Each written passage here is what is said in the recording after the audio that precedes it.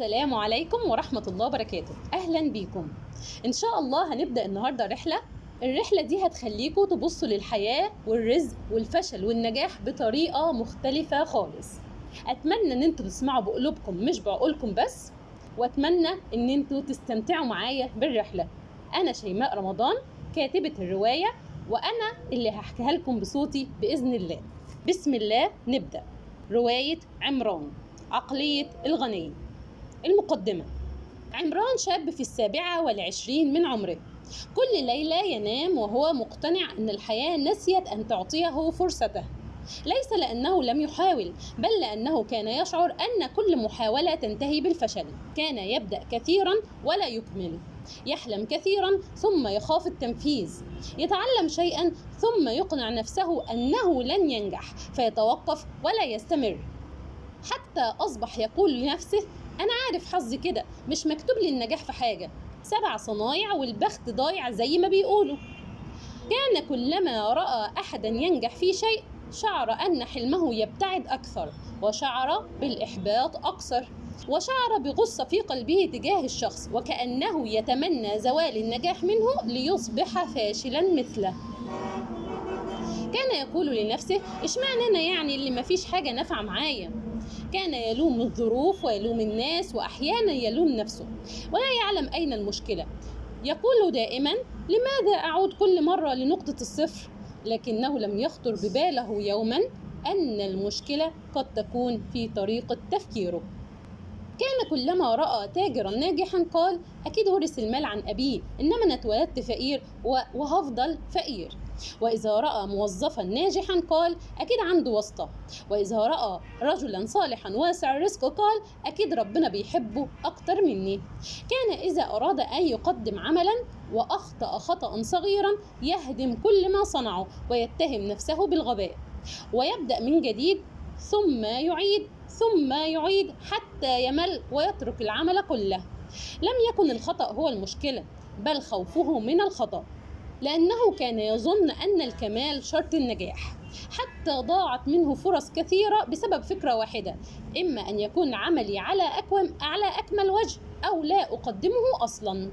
وكان إذا أنجز شيئا لم يشعر بالفرح، بل يقول لنفسه: أي حد كان هيعمل اللي أنا عملته ده، أنا عملت إيه يعني؟ أما إذا أخطأ يظل يلوم نفسه أياما، فكانت أخطاؤه تكبر في عينه وإنجازاته تختفي. ثم ذات ليلة كان عمران راجعا من مقابلة عمل فاشلة كالعادة، والدنيا تمطر. نظر إلى السماء وهو في قمة الإحباط وقال: يا رب افرجها، أنا تعبت قوي.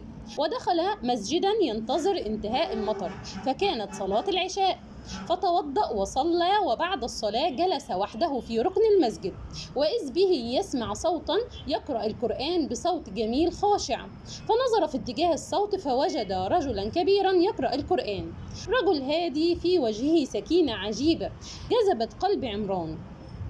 ظل عمران يستمع للرجل حتى انتهى من القراءة وأغلق المصحف، ثم التفت الرجل إلى عمران وقال: شكلك أول مرة تيجي المسجد هنا يا ابني، أنا أول مرة أشوفك. رد عمران: أيوة فعلا، أنا مش من المنطقة هنا، لكن دخلت المسجد لما الدنيا مطرت لحد ما المطر يتوقف.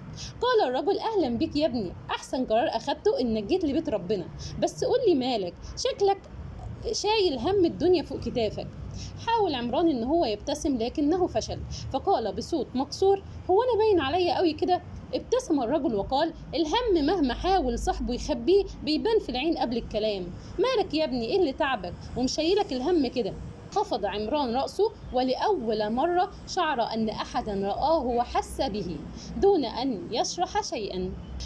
تنهد عمران تنهيدة طويلة وقال: حاسس ان الكون كله ضدي يا عم. ياه، نسيت اسأل حضرتك اسمك ايه؟ رد الرجل: انا عمك رشيد. وانت اسمك ايه يا ابني؟ رد عمران: انا عمران يا عم رشيد. رد عم رشيد وقال له: اسمك جميل قوي يا عمران، الكون كله ضدك ازاي؟ ده الحياة كلها متسخرة لك يا ابني، ده انت اسمك لوحده يدعو للتفاؤل والامل. انت عارف يعني ايه عمران؟ يعني البناء والنماء، يعني الإصلاح. ربنا عز وجل قال: هو أنشأكم من الأرض واستعمركم فيها. هو ده العمران يا عمران يا ابني.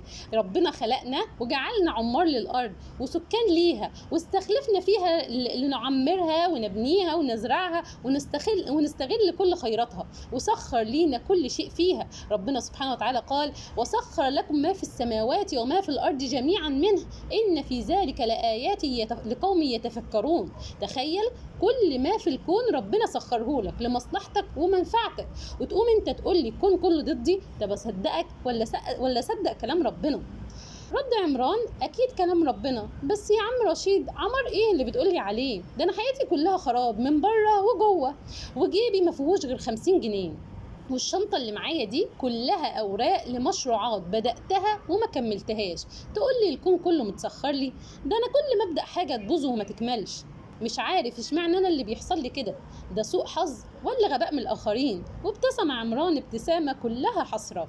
ظل عم رشيد ينظر إليه في هدوء ولم يجب، ترك الصمت بينهما للحظات حتى ظن عمران أنه لن يرد، ثم قال بهدوء شديد: ولا واحد من دول. رفع عمران رأسه بسرعة وقال: أمال إيه؟ ابتسم عم رشيد وقال: يا عمران، أنت شفت طفل صغير بيتعلم المشي؟ قال عمران: أيوة طبعا. قال: لما بيقع أمه بتقول له أنت فاشل؟ ابتسم عمران لأول مرة منذ كلامه مع عم رشيد وقال: لا طبعا. عم رشيد قال له: طب بتقول له إيه؟ ده من سوء حظك؟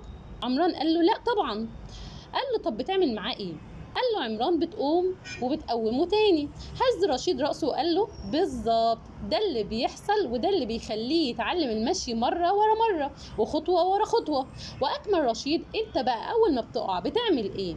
بتحاكم نفسك وتجلدها، وأول ما تخسر تتهم قدرك، وأول ما غيرك ينجح تتهم حظك، وفي كل مرة تنسى تسأل السؤال الوحيد اللي كان ممكن يغير حياتك كلها. اقترب عمران أكثر وقال في شغف: إيه هو يا عم رشيد السؤال ده؟ نظر إليه رشيد نظرة عميقة وقال: تسأل نفسك ماذا أراد الله أن يعلمني من هذه التجربة؟ إيه الرسالة اللي ربنا أراد أن هو يوصلها لك؟ ثم أكمل: يا عمران، المؤمن لا يعيش بعقلية ليه حصل كده، بل يعيش بعقلية ربنا يريد يعلمني إيه، وإيه الحكمة من اللي حصل ده، وده هو أول مفتاح للسر. رد عمران وقال له: سر؟ تقصد ايه يا عم رشيد؟ رد رشيد وقال له: تعالى بكره ان شاء الله هنا المسجد نصلي الفجر ونتكلم شويه مع بعض، واوعدك انك من النهارده مش هترجع عمران القديم بتاع زمان. ثم